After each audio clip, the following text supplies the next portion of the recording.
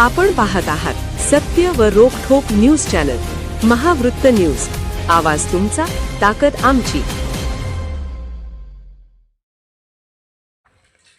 भर पावसात भर दिवसा पत्नीचा कोयत्याने निर्घुण होऊन पेठवडगाव हादरले. एसटी स्टँड परिसरातील थरारक घटना. आरोपी पती फरार. पोलिसांची विशेष पथके शोधात. शहरातील एसटी स्टँड परिसरात बुधवारी दुपारी भर पावसात घडलेल्या एका धक्कादायक घटनेने संपूर्ण शहर हादरले.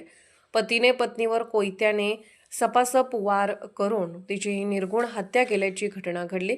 अमृता दीपक कांबळे असे मृत महिलेचे नाव आहे. मिळालेल्या माहितीनुसार एसटी स्टँडच्या पाठीमागील गजबजलेल्या रस्त्यावर भर दिवसा ही घटना घडली. घरगुती वादातून आरोपी पतीने अमृता कांबळे यांच्यावर कोयत्याने वार केल्याचा प्राथमिक संशय व्यक्त केला जात आहे. गंभीर जखमी झालेल्या अमृता या रक्ताच्या थारोळ्यात कोसळल्या. नागरिकांनी मदतीसाठी धाव घेतली, मात्र त्यांचा घटनास्थळीच मृत्यू झाला. घटनेची माहिती मिळताच परिसरात मोठी गर्दी झाली. भर दिवसा आणि भर पावसात घडलेल्या या हत्याकांडामुळे काही काळ परिसरात भीती व तणावाचे वातावरण निर्माण झाले. नागरिकांमध्ये संतापाची लाट उसळली. पोलीस निरीक्षक गोरख चौधरी यांच्या मार्गदर्शनाखाली पोलिसांचे पथक तातडीने घटनास्थळी दाखल झाले. पोलीस उपनिरीक्षक प्रियांका खाडे, हवालदार आबासाहेब पाटील, श्रीकांत दाभोळकर यांच्यासह पोलिसांनी पंचनामा केला. फॉरेन्सिक पथकाने घटनास्थळावरील रक्ताचे नमुने अन्य महत्त्वाचे पुरावे संकलित केले. मृतदेह शवविच्छेदनासाठी शासकीय रुग्णालयात पाठवण्यात आला.